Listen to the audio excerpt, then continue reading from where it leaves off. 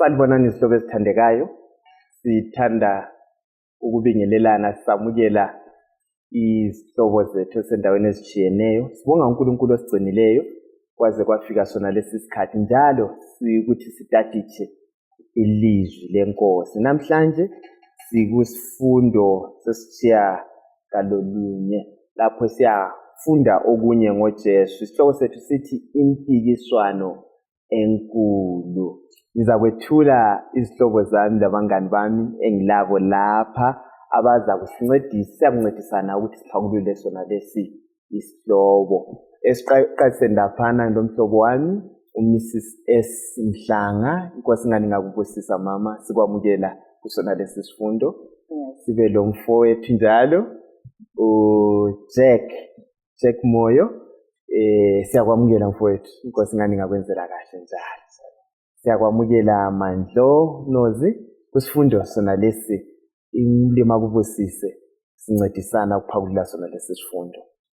Mina engikhulumayo Amos Maforo. Siza kucela umfowethu Jack asivulele ngomthandazo. Sikhuleke. Baba sezulwini siyakubonga njalo ngokusipha ithuba lokuthi sizoxoxisana ngempikiswano enkulu. Sikucelayo ukuthi umoya wakho oyingcwele makabe lathi masathi sixoxe ususiba labo bonke abalaleleyo lababukeleyo ukuze sonke sithole umfanekiso omuhle ngawe ngoJesu Kristu ngiyakhuleka. Amen. Amen. Siyabonga kakhulu. Kwaze kwaba kuhle ukuhlangana ezinyaweni zikaJesu sitaticha. Kumnandi isihlobo esithandekayo ukufunda ngoJesu. Ngiyalikhuthaza ukuthi lithathe izipele zenu lamabhayibhili enu. Lapho siqamba iverse la uvule uphenye iBhayibheli lakho ubone ukuthi ungabe kunjalo. Siyalikhuthaza njalo laba balembuzo asibuzeni ku-YouTube khona phana sifakeni imbuzo yethu sincedisane sizwisise ngokwelizwi likaJesu. Kalokho sengitshilo sikusifundo esithi sona impikiswano enkulu. Impikiswano enkulu. Izimpi siphakathi nakwazo sihlobo esithandekayo. Lapha sikhuluma ngempi, impikazi enkulu eyaba khona kwasekuqaleni kudatshulwa unalo umhlaba saba phakathi kwayo impi yona leyo esikhuluma ngayo. Memory text yethu nguGenesis 3 verse 15. Ngizakucela lapha Mandlo uza kusibalela yona le verse bese sincedisana ukuthi sizwani siqathanisa lesihloko sethu lesi. Genesis 3 verse 15. Njalo ngizafaka ubutha phakathi kwakho lowesifazana laphakathi kwenzalo yakho lowesifazana uzafihliza ikhanda lakho njalo wena uzamnqanda isithende sakhe. Kuyini okwenzakalayo lapha mhlobo? Mandlo nansi indaba la. Ngisike siqalise ngendaba yempi.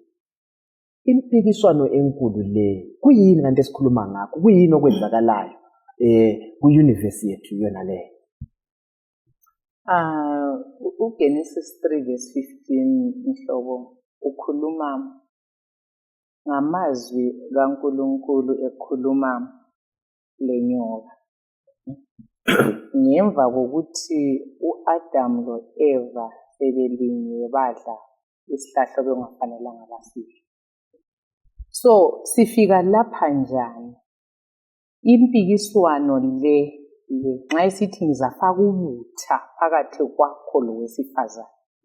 Into leyi siyibona iBhayibheli lisinika i-background yayo ukuthi yimpi enkulu yaqala ezulwini uLucifer ehlamukela uNkulunkulu. Andusambulo chapter 12 usinika yona leyo i-background ukuthi ekudalweni kungakadala umhlaba izidalwa zezulu lezingilosi kukhona kwaba lokuhlamuka kwengilosi eyayile position enkulu kakhulu iduzane noNkulunkulu. Oh yes. So sibona sifika lapha ngoba impikazi leyi isitransfer uSathane esebe nguSathane. Alright. Ngenxa yokuhlamuka waxoxwa ezulwini esebekezelelwa wanika ithuba lokuphenduka kwehlule. So yena labo bonke ababedukisiwe balahlwa bakhutshwe ezulwini. So sithola lapha impi isitransfer ngapha ngokuthi uAdam loEva sebelalele ilizwi lalesi sithe sihlamukela uNkulunkulu. So ngakwenza khona lokho sebemi lesitha against uNkulunkulu ongumdali. So uNkulunkulu ngomusa wakhe la ngothando lwakhe sike safunda ngothando likaNkulunkulu. Simbona engenela ukuma phakathi komuntu lesitha ukubehlukanisa ukuze umuntu ambuyisele kuye. So isigwebo lesi sibona sibuya kuSathane njalo kuyisiprofethi. Nyakwazi abangani bami lapha bangaqedisa sixoxene ngakho ukuthi bekuyisithembiso bani leso uNkulunkulu asilethayo emuntwini. Okay. Sukele ezulwini nxa ngikuzwe kahle impilo waselwa lapha emhlabeni Psalm 12 ya kukwenzakalani lapha na?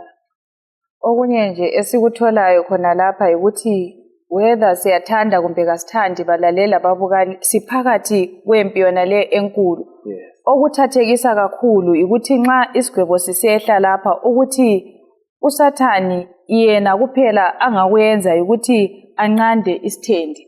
Ukanti thina okwethu ukuthi sizafihliza ikhanda lakhe. Ungananzelela ubukhulu besigwebo leso ukuthi thina phakathi kwempilo konke esihlangana lakho ukufa lokufelwa sithola ukuthi uJesu wakunqoba eCalvary. Ngaleso sizathu nxa siphakathi kwempilo leyo uSathani uvele yena usenqotshiwe kodwa okwalesi sikhathi yikho esimthola khona ephiwe ithuba elokuthi kuvele ukuthi yena uyisima kanjani.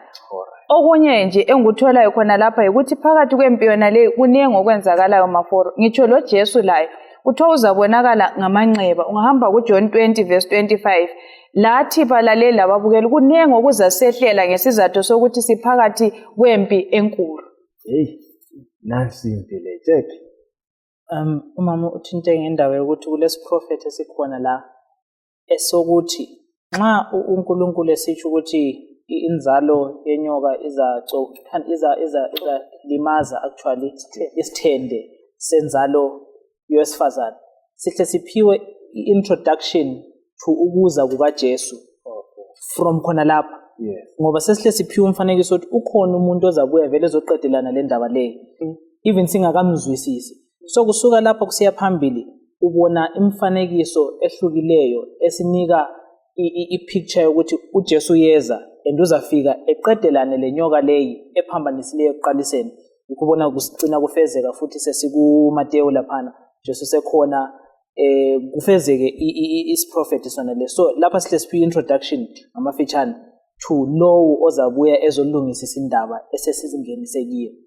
Uyakwazi manje uJackie into ayithintayo emkhumbuza ukuthi lesi prophet Jackie sisenza kuvuleke engqondweni zethu ngesimilo sikaNkulunkulu zethu lokuthi uthini ngalolula ke siphakathi kwayo.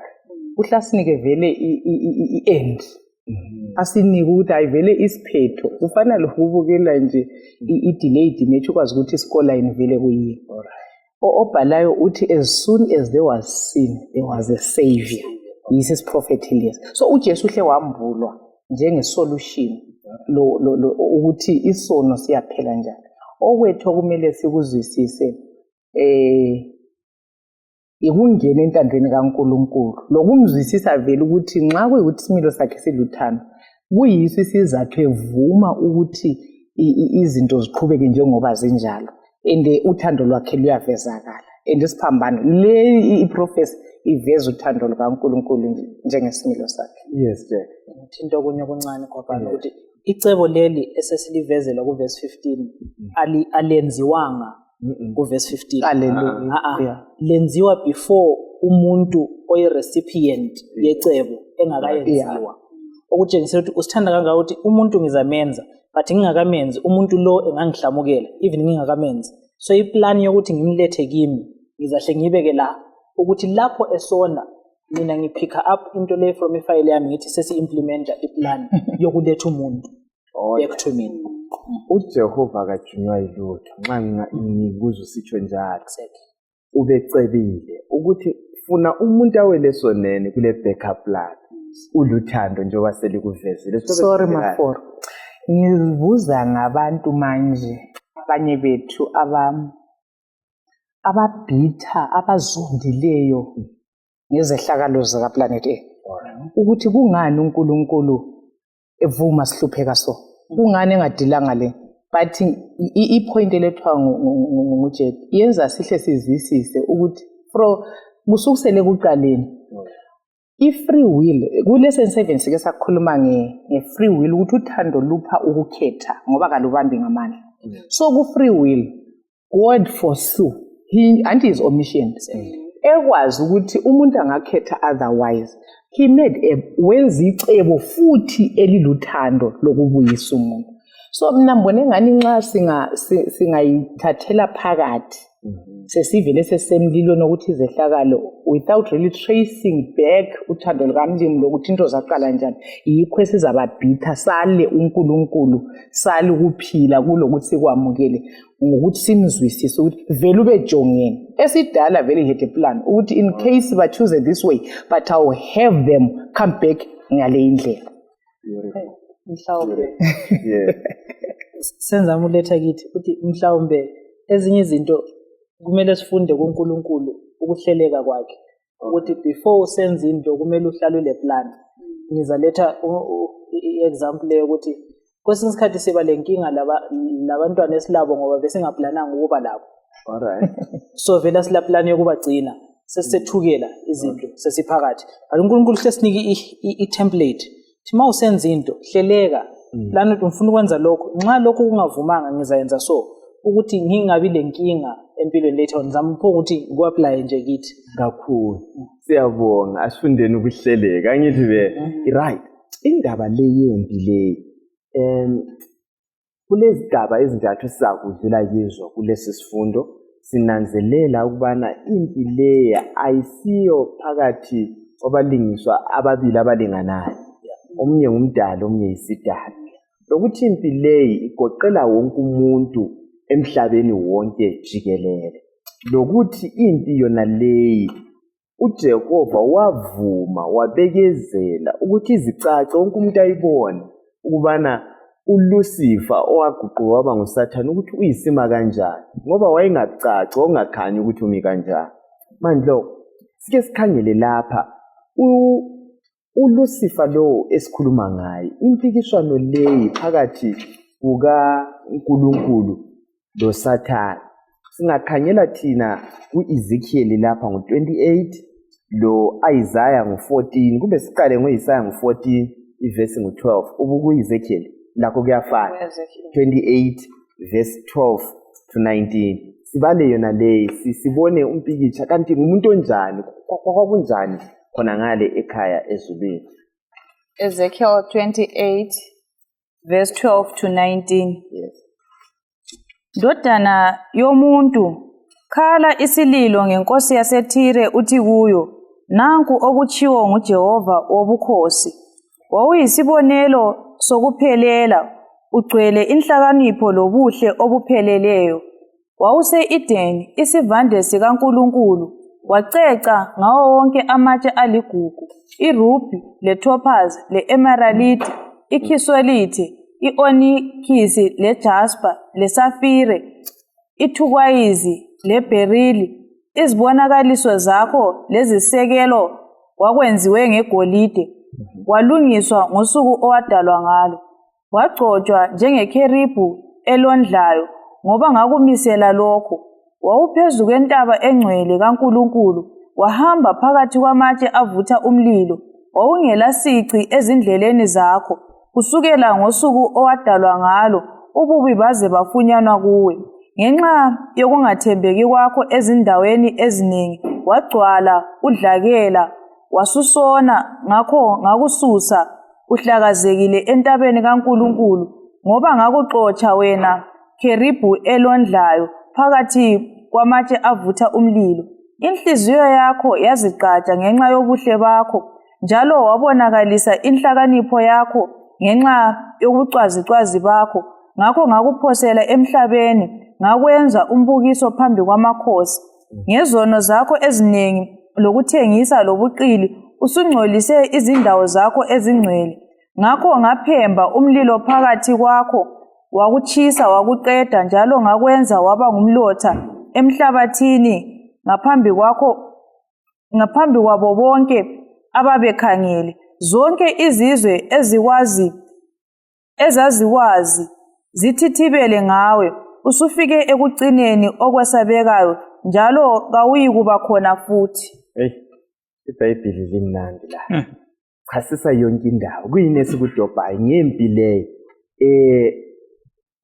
Abantu abalwayo laba ngabantu abanjani? Ngubani lo mani? Kuqalisa ngayiphi indlela ukulukufaka ngolimo olulula. Okunye futhi engifisa ukuba nasikuthinde yikuthi kuyini okubangelayo nalimbi okwenza yaqala kuyini.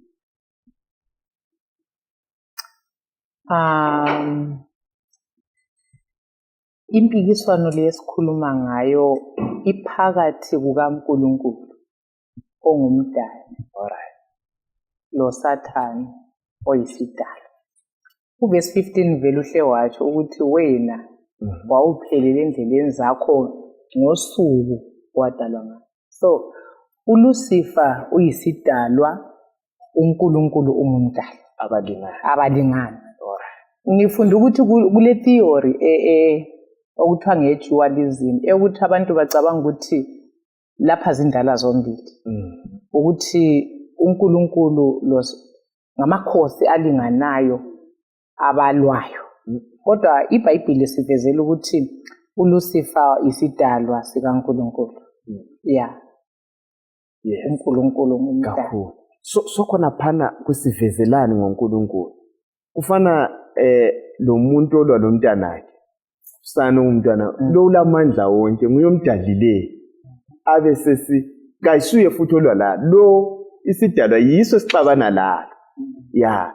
Kumele sikubeke kucace kwesinye isikhathi ulimi lekuphuma ngani uNkulunkulu ulwa lo sakalwi la. Lo nguye oxabana la.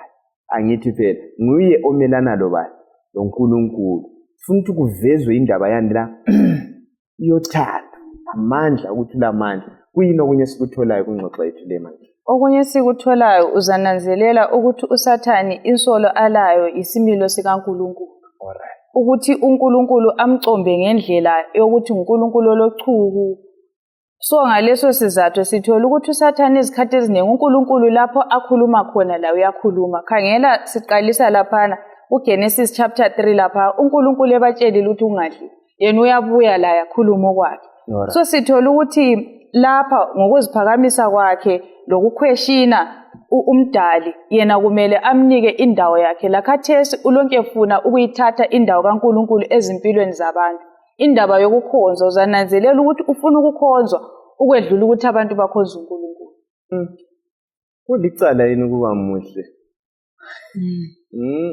Kwasukela nga Nenza ukuthi ma ufunda believe kubhuku lika Ezekiel kwaphana.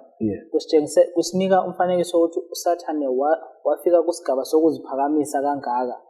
Wazibona engani yena engasihlala esihlalweni sikaNkulunkulu. Actually ayizayitho njalo uthi ngafana la izaba phezulu kwakhe ngibe ngcono kula ngingabusa ngcono kuloNkulunkulu. Na khona khana yikho kuhle kulethe inkinga. Ngeke ngithi uSathane engakabi nguSathane esanguLucifer. uLucifer wangenwa nguSathane wabe sesiba nguSathane ngoba kithi nje sithi umuntu ungenwe nguSathane sesenza into zakhe. So umuntu uLucifer sa right engakabi nguSathane ukuziphakamisa lokhana wamngena wathi waba nguSathane. Mhlazini mina ngibetter than this. Kunjani? Phezu kwalokho mawufunda kubhuku Story of Redemption if I'm not mistaken first chapter khona phana yakuthi ukuthi okunye okungamthokozisanga uSathane ukuthi kazange enxuswe lapho kuplanwa ukwenziwa umuntu lomhlaba. So kathi mina wayengabizwanga ngoba nami ngizibone ngazathi ngikuligi leyane yokuthi ngingadala umuntu. So ukuziphakamisa khona khana yikho okwenza uLucifer egcine esebuya ngapha ebe nguSathane selwisana loNkulunkulu kulokuthi yena ezehlise azwisise ukuthi yena uyisidalwa. uNkulunkulu mayefuna ngamabaleso asebenzayo engamtrapa uqede ngaye. But uNkulunkulu uyazehlisa ethi okay it's fine. Mana ngikwekele uziveze ukhanya ukuthi wena kahle kahle uyini njalo mina ngingubani. Indaba ekhulumayo iyethusa maforo ukuthi ezulwini kuphelele. Kutholakala sokulento emile phakathi kukaSathane ngakhangela ukuthi thina siphakathi lathi kwempi enkulu. I think indlela esingakuzwisisa ngayo ukuthi kasikho safe phakathi kwempilo esiyamdinga uNkulunkulu kangaka ukuthi nxa isono saphuma endaweni epheleleyo thina vele sihlale endaweni engaphelelanga kukanganani kithi namhlanje bona ngani uNkulunkulu siyamdinga ukudlula lokho esingakucabanga. Mhlobo, sike sincedisane la. Uhlupho ayelalo kumbe isiqu sobuNkulunkulu ayikhathazana laso ngubani? Sizathu bani futhi? Ungayifunda kuhle Why Sin Was Permitted ku-Patriarchs and Prophets. Ithi uLucifer waba lohlupho lo God the Son. Ulizwi. Kuthiwa mhlobo wathi ezikhangela wabona ukuthi asale phandle kwe-Godhead kungayenzi. You know, ngiyayithanda indlela umlobolwana ayibeka ngayo. Uthi uNkulunkulu wamnika amathuba ambalwa amahlandla wabiza izidalwa zonke ukuthi achasise position kaJesu ukuze ayizwisise. At one point kuthiwa sebesekucineni ingilosi zazwisisa ukuthi uJesu ngumdali ngoba nje uJohn 1:1 usivezile ukuthi vele kuqaleni ulizwi wayikhona enguNkulunkulu into zonke zadalwa nguye. So ulizwi ekhona uNkulunkulu esemcacise kuhle iposition ukuthi alo ngumdali kafanani lani ngoba lina liphuma esandleni sakhe. Kuthiwa izidalwa zonke zamkhothamela. La uLucifer uthiwa wakhotha. Kodwa kuthiwa inhliziyo yayimempo izondile. So njengabo mama laba ngaguqela amanzi. Wama. So uNkulunkulu sokunjalo wavuma ukuthi ezulu kungasahlaleki kaphume for the good of i-universe. And ubuke wabuza umbuzo ukuthi sifundane ngesimilo sikaNkulunkulu ekuthi nelamandla okucobodisa but akhetha ukuvuma akhothame ukuthi isidalwa kasike sibonise laso ukuthi sona singenzani. Kulesson 7 sike sayithinta into yakhona ukuthi uSathane into ayibanga isimilo sikaNkulunkulu ukuthi uNkulunkulu is a tyrant, like ulochuku kungani efakela ingilosi imithetho naziveza ingcwele. So wakubisa kuyinto kwakhona imystery ledivezwa ngumandlo ukuthi njani ku perfect environment but esikuzwisisa yikho konke esikuvezele ukuthi kwamina ukuthi njani nasa kodwa sokumilile uNkulunkulu based long uyabekezelela isidalwa khonokho mhlobo usitshengisa ukuthi uNkulunkulu luthando. Mina mbone ngani sake sibe quick lokuthi ngawahle waqedelana la ikhonapho. Siza kufunda phambili ukuthi kungani uNkulunkulu angaqedelana ngala but thini indlela uNkulunkulu lathi asibekezelela ukuthi iyafanana ngoba ngaka kanjalo kusho ukuthi ngalathi sesafa. So siyabonga uthando lukaNkulunkulu oluvelayo elizwini lakhe ku great controversy singaboni buhle kodwa thina esizwisisa intando kaMlimo siziyazwisisa ukuthi uthando luvela njani phakathi kwenhlupheko zonke lezi. Okuncane ukuthi ukuvumela kukaNkulunkulu ukuthi uSathane ephile eqhubeke elokhe eziveza ubusathane bakhe akuthi ukuthi uNkulunkulu uvumelana lalokho uSathane akwenzayo. Kumele kube clear lokhani ukwekela kwakhe ukuthi uthi hayi so ku right kavumelani lakho yikho ekugcineni actually singakafika ekugcineni throughout impilo uyabe lokho eveza ukuthi yena intando yakhe yipi as opposed to lokho kwenziwa nguSathane. Siyabonga. Sike sikhangele lesi sigaba lapha.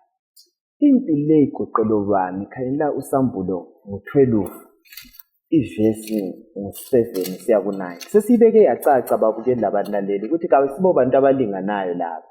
Babe ngekho bonke ekuqaleni. uNkulunkulu nguye ekhona ekuqaleni lo wadalwa wabuya empikitsheni la esekhona usemelana lobuNkulunkulu lakho konke okunguThixo. uNkulunkulu kazange nxa kulento uNkulunkulu angavuniyo ukuyisheya ludumo lwakhe. Angithi phela asikhangeleni lapha amavesi lawo 12 verse 7 to 9 Samuel. Kwaba lempi ezulwini, uMikhayeli lezingilosi zakhe balwa lomgobho. Kwathi umgobho kanye lezingilosi zawo lawo walwa labo, kodwa wawungelamandla kangako. Njalo wona lezingilosi zawo balahlekelwa indawo yabo ezulwini. Umgobho omkhulu waphoselwa phansi, inyoka leya endala ethiwa ngomubi, loba uSathane, odukisa umhlaba wonke, waphoselwa emhlabeni ekanye lezingilosi zakhe. Impilo igoqela obani nxa sibala lamavesi? Ugango ngana kumbe indawo enganani einvolved kumbi yona le? Impikiswano leyisike sathinta laphana si-introduce ukuthi siyibona itshintsha i-battlefield isiza emhlabeni. So i-involve i-universe yonke phezulu laphansi. Yeah, ingilosi mhlobo ezasala ezulwini kuthiwa zasala zingani uSathane esexotshiwe, zasala kungekho clear, zingaqedisisi ukuthi kulokhu kuhle alright ngoba. So yikho sibuyele kuthini uNkulunkulu uzavuma ukuthi iqiniso lizambule ukuthi livele. And ekufeni kukaJesu kochuku olwesiphambano kuthiwa kulapha ezabona khona ukuthi hayi laphana phela vele umuntu onguyo inkinga nanga. Kuthiwa isimilo sikaLucifer zazingasiqedisisi until kwaze kwavela isiphambano. So ingilosi zi-involved, thina si-involved. Maybe indirectly ama-unfallen worlds are involved. Ngoba vele i-challenge, when God was challenged, it meant they were challenged too. Labo babe hlukuluzwe, labo babe ngoba ansayikhumbuli kuhle kumbe ku-plan of redemption, but wele nje wayethi ukhuluma ngokuthi indaba yesiphambano kasoka planet Earth. Ngiyakumpendulo yokuthi ngubani involved. Uthi indaba yesiphambano ibivele isitsho ukuthi uplanet Earth uyahlengwa, ingilosi ziyayiqedisisa into yokuthi omubi mbani, ama-unfallen worlds kuyifakela i-security yokuthi before kube lesiphambano kwakuseselexetsha lokuthi labo bengaba tempted bawe. Yes, so isiphambano kuthi ukuthi vele i-controversy inyikinye i-universe yonke and isiphambano sayi-addressa kwi-universe yonke. Beautiful.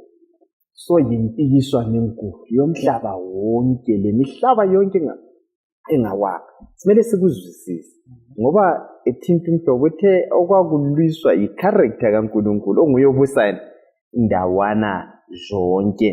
Right, kuyini ungakhangela uRoma 5 ivesi 40 kumbe abaKorinte bokuqala also 15 verse 22 to 45, any of the two elalitholile. Sike sikhangele kakhulu ukuthi uJesu kumbe umdali wethu uyiphatha ngayiphi indlela indaba nale 5:14.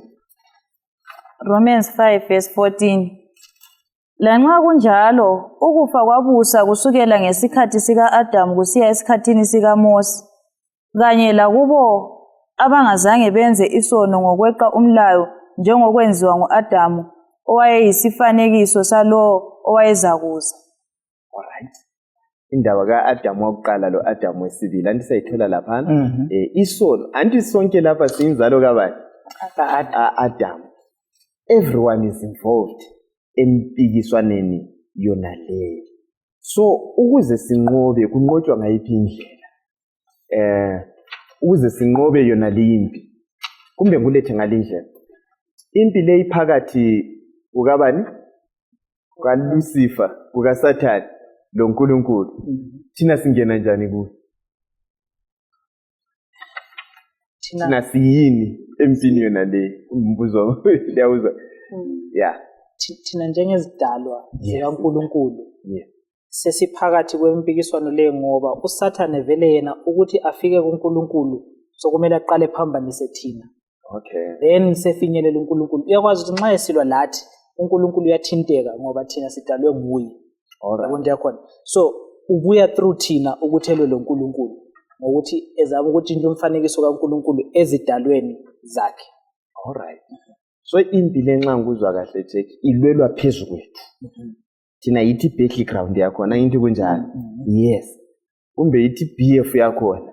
Laba abakubulawayo lapha emagumeni impilo ilwelwa phezulu kwethu thina simele senze izinqumo. Ufuna ukutsho okuthile. Ave ngithi siyayizwa i-effect yayo. Alright. Asiyayizwa. Iyachisa mhlobo. Alright. I-real ngeke ngaxoxa lo munye umuntu sesithi kwesinye isikhathi kuthiwa okwenza abantu bengazwisisi ukuthi adivele emhlabeni kwenzakala ukuthi sicabanga ukuthi uSathane kakho real but impilo is a real war.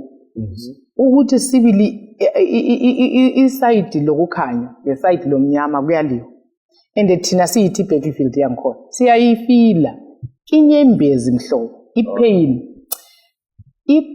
igonyethi ichola abantu 22 kungasali umuntu. Right. Uyayizwa ukuthi iyachisa ama-effects akhona but kabongwe uJesu ngokuba ngu-Adamu wesibili.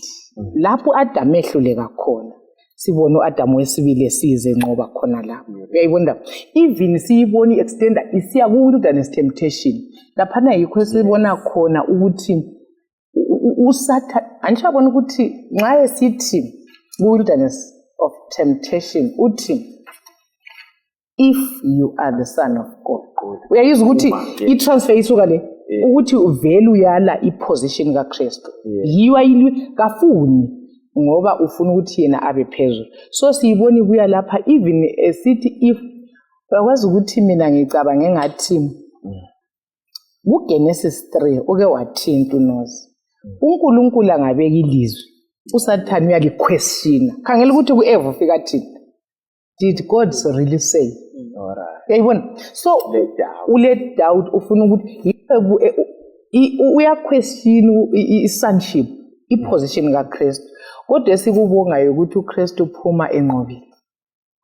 So nxa ngikuzwa kahle nxa sihlakaniphile simele khulekele umoya we-discernment ukuthi silizwi lizwi anti kuthiwa ku-wilderness wabuya njengengilosi yokukhanya wasebanjwa ngaphi nosi ku-language kaningi kuyasiphunyuka empini yona leyi kube le-presumption ku-language ukuthi uma uyilokhu bese sidawuda. So siyabonga indaba leyo kukhona ukufuna ukuthi manje ngithathekiswa indaba yelizwi likaNkulunkulu ukuthi lona leli lizwi sokumele libe yiso isihlangu sethu phakathi kwempi yona le enkulu. Ungananzelela uJesu uAdamu wesibili usenzele kwabalula ukuthi nxa sihamba emanyathelweni akhe siyakwazi ukuthi kumele siqaphele lapha lalapha. Futhi okunye okusinika isibindi maforo uNkulunkulu akwenzela uJesu ukuthi anqobe lathi uyenelisa ukuthi asenzele nxa sizidela ngakuye. So phakathi kwempi yona le enkulu esingene kiyo sinanzela ukuthi sivele sinqobile uNkulunkulu ungowethu. Kudinga kuphela ukuthi sihambisane laye senze izinto ezingaxabani laye. Uyabona nxa kulempi enkulu kumbe nxa siphila la izikhathi eziningi abantu bayathanda ukuthi nxa kulebhawu uhlala lebhawu ukwenzela ukuthi izinto zingawonakala wena uthi ube ngemuva ibhawu libe phambili. So uJesu i-experience yonke esiyidingayo ulayo. exactly. So nxa sikuye siphephile. Hey madoda nxa sikuJesu siphephile. Nxa ungakhangela Jack even embalini sisukele kuAdam siqathanisa indaba lesilethi ibhawu leli lingakazalwa lapha. Mzamo bani eke yenziwa nguLucifer ukuphazamisa icebo lona leli. Anti kuthiwa ozacobodisa yikwini yinzalo yowesifazane. Kusukela khona phana uIsrael belokhu emelelele inzalo. Kuyini obekusenzakala ama-experience sefike enkangala laphana abantu bevukela besenzana uzicebo leli kanjani. Siyakhumbula even indaba ezinje. Yes. Yeah. Yes. No, bengifuna ukuthi sibona ngesikhathi sikaMose anti ukuthi uSathane wayekwazi ukuthi isithembiso kwathiwa kuyabuya intanga la ezamcokotisa. So even ngesikhathi uMoses ezalwa kuthiwa uSathane wanyinyezela amakhosi ukuthi la ungaba lo deliver umkhulu.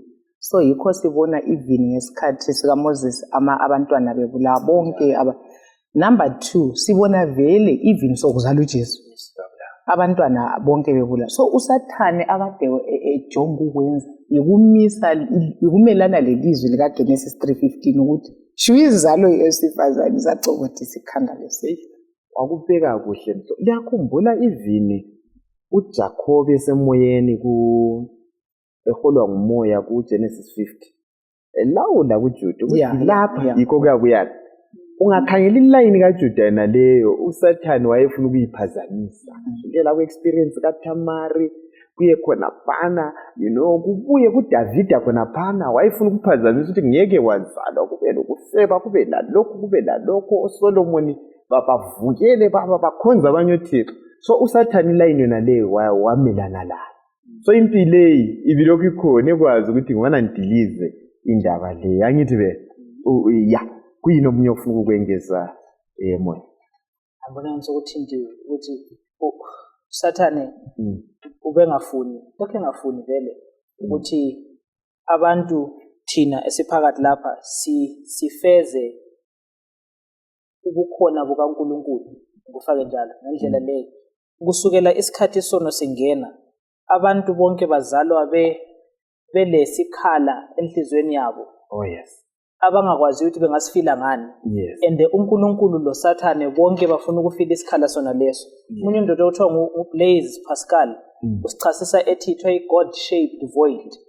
Now from sizalwa siyazwisisa ukuthi kulento eshotayo. And bobabili bayakwazi ukuthi uNkulunkulu uyakwazi ukuthi oshota lapha yini. But uSathane kafuni sibe kwazi ukuthi oshota kithi nguNkulunkulu. Ensuza sinika izinto zokuthi sizama ukufila ivoid leyana. Ukuthi ekugcineni kungabonakala uNkulunkulu kithi kodwa kubonakala yena kithi. Ekuqaleni ngale uthi nxa lifuna ukufana loNkulunkulu kumele liwone insamara kuphela uthi nxa ufuna ukufana loNkulunkulu alikafanani loNkulunkulu kahle kahle ukuthi khathesa likafanani laye. Nxa ufuna ukufana loNkulunkulu dlana la then ubusuzafanana laye. But ufihla injongo yakhe eyokuthi abantu befanane naye uSathane not loNkulunkulu. Ngoba uyakwazi ukuthi bengafana loNkulunkulu yena uyasale seyedwa then isiphetho sakhe sesingesakhe yedwa. So throughout i-great controversy le okunye oqhakathekileyo mesibone ukuthi impi ngeyokuthi umfanekiso kaNkulunkulu kube yiwo khanya kithi kodwa uSathane kafuni ufuna kukhanye yena kithi. Kulamandla lokho. Sikhangele uMateyu 15 sikhangele u13 verse 24 to 30. Indaba le mhlobo elike layithinta lokho lifithizela. Indaba yokwekela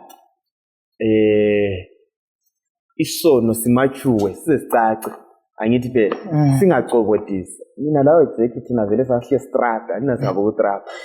Sidile le ndaba le sicela sibalele mandlo amavesi la ayisithupha. Matthew 13 verse 29 24 to 30. 24 to 30. Yes. uJesu wabatshela omunye umzekeliso.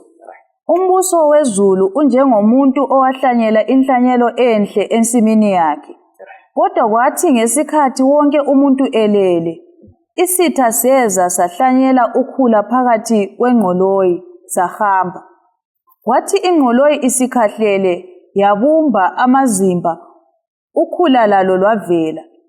Izisebenzi zomnininsimu zeza kuye zathi, "Mnumzana, kanti kawuhlanyelanga yini imbewu elungileyo ensimini yakho na? Pho ukhula luvela ngaphi?" Waphendula wathi, "Kwenziwe yisitha lokhu." Zambuza izisebenzi zathi, "Uyafuna yini ukuthi siye siphuna na?" Waphendula wathi, "Hatshi, ngokuba lizakuthi lisiphuna ukhula, liqabuke selisiphuna amabele kanye lawo. Kuyekeleni kukhule ndawonye kuze kube yisikhathi sokuvuna. Lapho-ke ngizakuthi kubavuni, qalani ukuqoqa ukhula lilubophe izinyanda ukuba lutshiswe, libe seliqoqa amabele liwalethe esiphaleni." Indahlana le isifundisani ngempikiswano yenkulu. Kuyini okwenzakalayo? Chasisile ukuthi lo hlanyelayo ngubani. So asi-applyeni khathesi sifundane.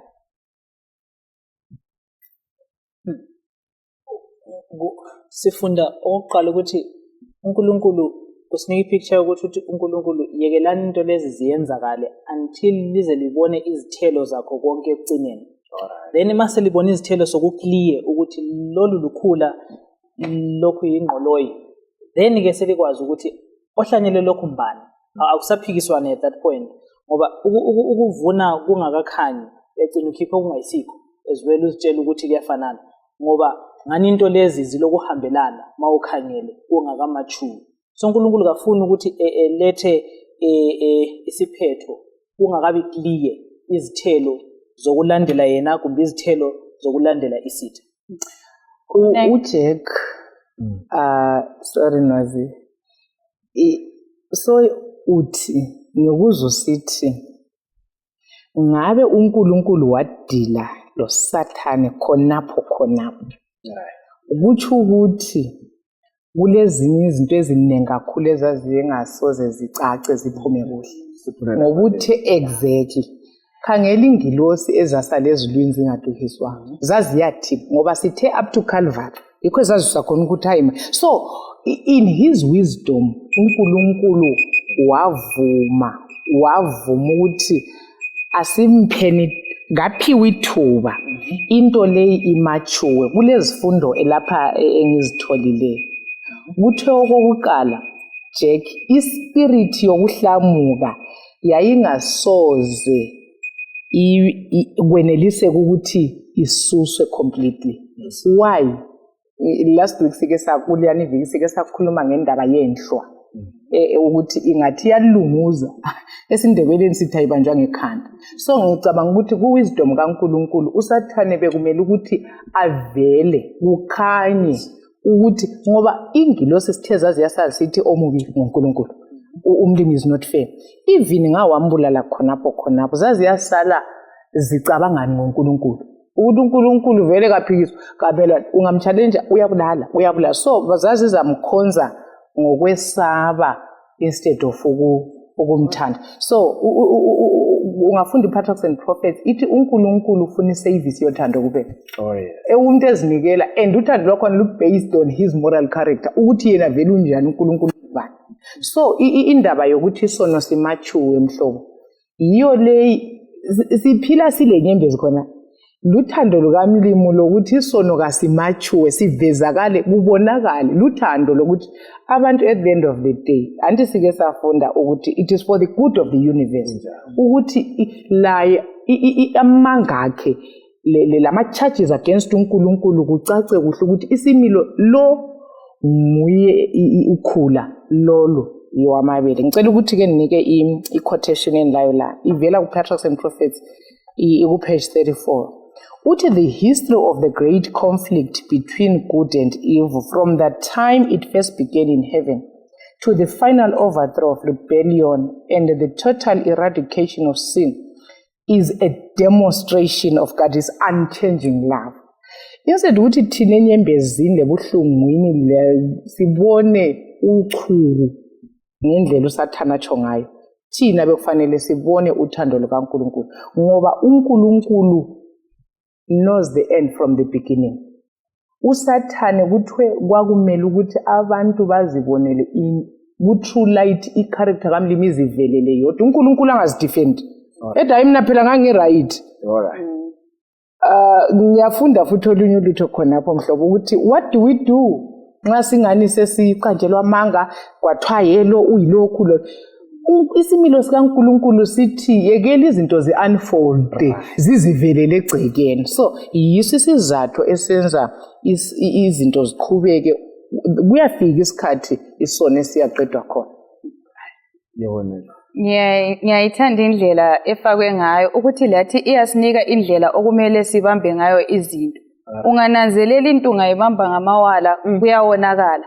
Sithola kumathezi lapha ukuthi uNkulunkulu ilanga konke kwakuthwele ilanga elifananayo. Nxa izulu lalisina ukhula lamabele konke kwakuthola okufananayo.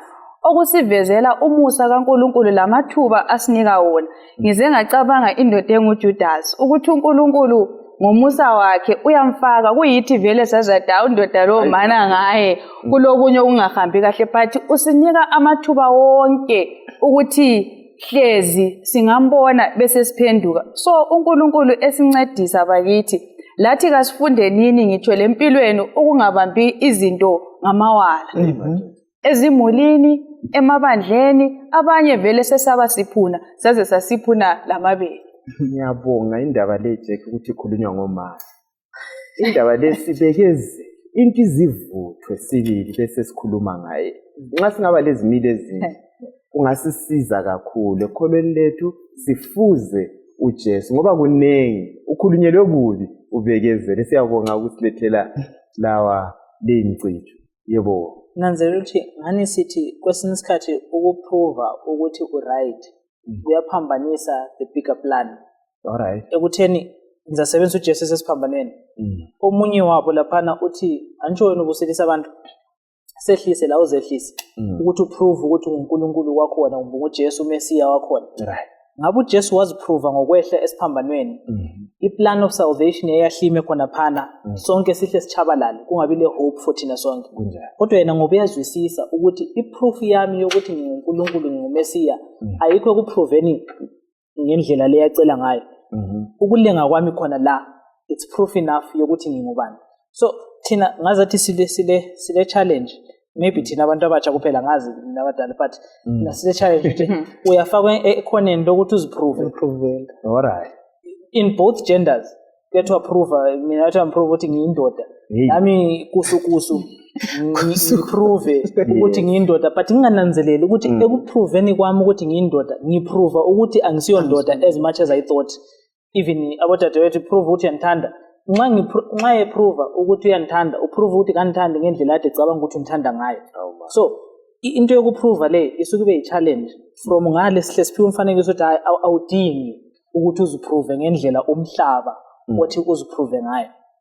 Then okunye I think umama bese kuthi nje ukuthi uNkulunkulu ufuna ubusathane bukaSathane bukhanye kakhulu ukuze abantu bengadoubt ukuthi uSathane mbani noNkulunkulu mbani. Exactly. So yameketha iqhubeka ngeplan yakho though epreserve abantu abakhe ebalungiselela ezinhluphekweni abahlangana lazo ukuthi at the end of it all kungabi le doubt ukuthi uSathane ngulo uNkulunkulu ngulo alright ngubani. Yes, uJehova vele in his wisdom wayekwazi kumila wayekubona kumila kodwa kwabanye kwakungakhanyi wakweyela kwavezakala. Character yakhe ye free will. Freedom ayinikeza abantu ngoba engafuni ama robot angithi phela. Yes.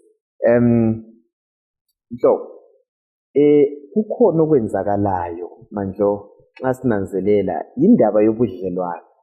Nxa sisuka ekubeni lobudlelwano loNkulunkulu sisiya khatshana laye kuba lezinye indlela esibona ngazo.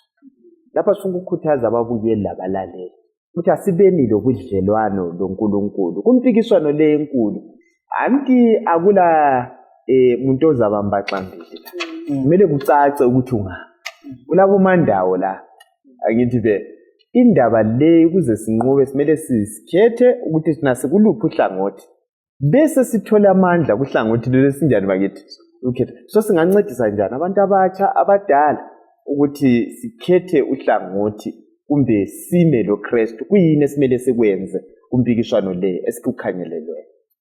Nginanzelela ukuthi okuza sinceda maforo ukuthi sihlale ebukhoneni bukaNkulunkulu. Alright. Ungananzelela manengi amazwi akhulunywayo phandle kodwa thina esikudingayo lilizwi eliphuma kuNkulunkulu elizwini lakhe liBhayibheli. So singafunda ilizwi uNkulunkulu ekhulume lathi bese sikhuleka futhi lathi sikhuluma loNkulunkulu. Ungananzelela khona lokhu kuxhumana ukuthi sihlale sixhumane lezulu kuze senze ukuthi singaphili buchapha. Ungahlala ungakhulumi loNkulunkulu manengi amazwi ozawezwa ekhulunywa phandle. Ungathulisa ngalokho uNkulunkulu sukwazi ukuthi hayi lanxa konke lokhu kungaduma ilizwi lithi uNkulunkulu uthi lanxa konke kungakhulunywa uNkulunkulu nguye ongasincedisa ukuthi konke okusikhathazayo sikhulume laye ngomthandazo, sizaphila impilo ezihlambulukileyo nxa sihlala ebukhoneni bakhe ngokufunda ilizwi, sikhuleka bese singena lemsebenzini. Kulamandla lokho. Ungangena emsebenzini sizagcineka enkosini. Kulamandla kakhulu. Bakithi sisempini. Angazi ukuthi indaba le singayifithizela njani. Impi le lokuthi kunqotshwa ngayiphi indlela. Abantu balele kule kube lithi indlalifa yombuso ungabulala. Lalelani eduze nekhaya. Asivuyeni sibophe izinkalo bakithi. Silwe. Siyabonga ukusinikeza amanye amathuze singasebenzi. Singengeza sithi lapha. Mina kulesinye isifundo engisifundayo. Njani? Ngokuthi uNkulunkulu avumele ukuthi izinto ziqhubeke ukuze izinto zicace. Uyakwazi ukuthi uSathane impi eyayisezulwini yayisithi umthetho kaNkulunkulu kawubekwe eceleni. Yes. Wabuya lapho yayiqhubekisela. Yes. And amaKristu ensuku zokucina lentsha yonke labantu bonke bacabanga ukuthi intando kaNkulunkulu iyabopha. Iyoko. Yes. Iyancindezela. Ikubona sifuna liberation, sifuna inkululeko engaphandle kwentando kaNkulunkulu. So ukuthi kukhalwe la kube le pain nje le suffering nje le uNkulunkulu ufisa sizifundele ukuthi ukubeka intando kaMlimi eceleni kutsho njalo kulayiphi impumela. So ngiyakupoint yokuthi ekukhetheni kwethu empilweni yethu yansuku zonke phela umthetho kaNkulunkulu waliwa ngabaphethe iBhayibheli. Akutshela ukuthi into le yabethele eKalvari. Can you imagine ukuthi uSathane afuna ukuthi akususe eluntwini isimilo sikaNkulunkulu? So ngifisa ukuthi sincedisane ngokuthi enye indlela esingaphepha ngayo ikuhlala entandweni njengoba uNoze sithi. Intando okwenza uNkulunkulu is for our own good. Nxa uNkulunkulu esithi zwanini hambani lapha. Uyakwazi kusilungile khona lokho. But uSathane unyenyeza into ayinyenyezela uEva ukuthi lingadla you will be like God. Usitshengisa ukuthi lina lapha lincindezelo phuma libona ukuthi impilo right iphande njani. So into yonke sisempikiswaneni elobuciko besabekayo. Ya okumele ukuthi ngabe siyakhuleka sisondele kuNkulunkulu kangaka besiyanqoba. Bathi sithoswa thufu and from Satan uze lathi si challenge uNkulunkulu sizifunele okwethu ngesizathu sokuthi sesikhohlisiwe. Right. Vele into esingamelanga siyivume ukuthi thina vela silamali. Ngeke samelana lesithane. Sidala. Kodwa thina silayo uMikhayeli ozakuma asilwele. Angithi phela kukho konke indlalifa yombuso vuma awulawa amandla. Linda wenze njani? Ukhuleke izikhathi zonke. Asigoqele indaba le Jack. Sigoqa sisithini indaba yempikiswano enkulu. Mina ngathi into eqhakathekileyo ukuthi sikhethe uMalusi onguye. Nxa ufunda kuMahubo 23 iqalisa umbuzo ithi not umbuzo actually ithi yona uMalusi wami uJehova. Ekhanda lami ngibona umfanekiso ukuthi izimvu zibuzana ukuthi uMalusi wakho mbani. Then eyinye sizathi owami nguJehova. Now khona phana kuhle kusinike ipicture ukuthi vele kumele sikhethe uMalusi onguye. Then okulandelayo ngapha soze sibe le ndaba lakho ngoba ichapter leyani iqhubeke siya phambili isinika umfanekiso ukuthi as long as uMalusi ehamba phambili konke sihlangana lakho uqala kuhlangane laye kungakahlangani lathi.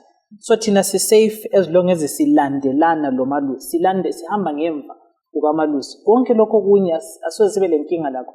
Even izinto ziba nzima sizwisisa ukuthi asikho sodwa uMalusi lokho eselusa. Even sidlula kuvali leyana esikhuluma ngayo lethunzi lokufa ni safe ngoba ngiyakwazi ukuthi uMalusi is still walking ahead of me. So thina kumele sikwenze okuqhakathekileyo ukukhetha uMalusi onguye simvumele aseluse.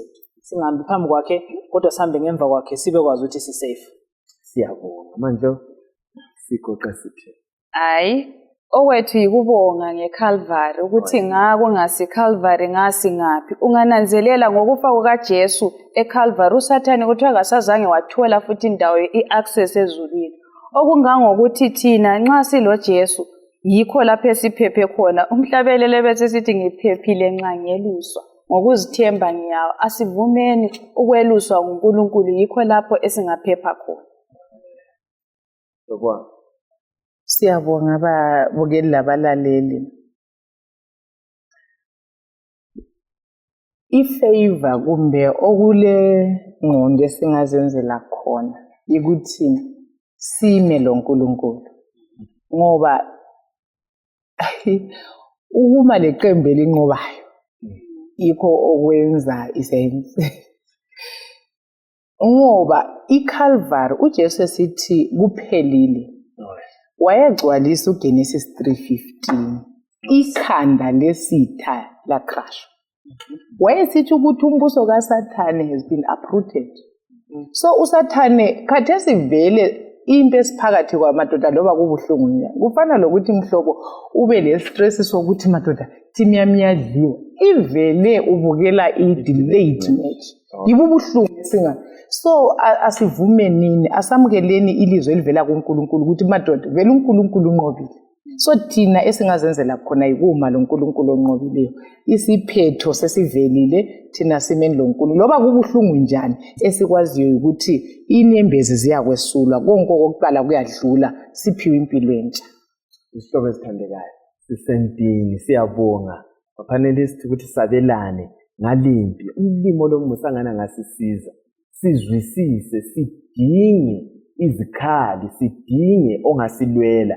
Sibe aligned laye uJesu onguye owanqobayo, umqalisi nomphelelisi wokholo lwethu. Isihlobo esithandekayo, impilo ikhona, iyaphila, ungalali. Akuvumi ukuthi ulale ubusuku bonke ungavukanga waxhumana lezulu, wadinga amandla uJesu. So siyalikhuthaza phakathi kwanelimpi, asibaleni ilizwi, asikhulekeni, asibeni semsebenzini, witnessing, sihambise lona leli vangeli. uJesu uza kusenzela isimanga. Asihlanganeni kuviki ezayo sikhangele isifundo ngo-10 lapho esikhangele khona imithetho yempi, ukuthi imithetho yempi le ithini. Siza kucela lapha mhlobo wami asivalele ngomthandazo. Asicimezeni sithandazenini. Baba wethu oyingcwele, umkhulu futhi uyamangalisa. Siyabonga ukusithungamela kusona lesi sifundo. Siyabonga amaqiniso wonke osuwamulile ngezehlakalo zempilo kwesinye isikhathi esingazizwisisiyo lokuthi zimi njani, lobuhlungu esingena kibo. Siyabonga kakhulu ukuthi impilo inqotshiwe. Sibona uthando lwakho ezintweni zonke. Siqinise usinike ukufokhasa lokweyama kuphela ethandweni lwakho. Sibanenge sisenhluphekweni la kuma-challenges atshiyeneyo. Sicela umuntu munye ngamunye umthwalele umthwalo ubusunqoba empilweni yakhe, abe sebabazi ibizo lakho. Ngayo uJesu siyabonga, amen.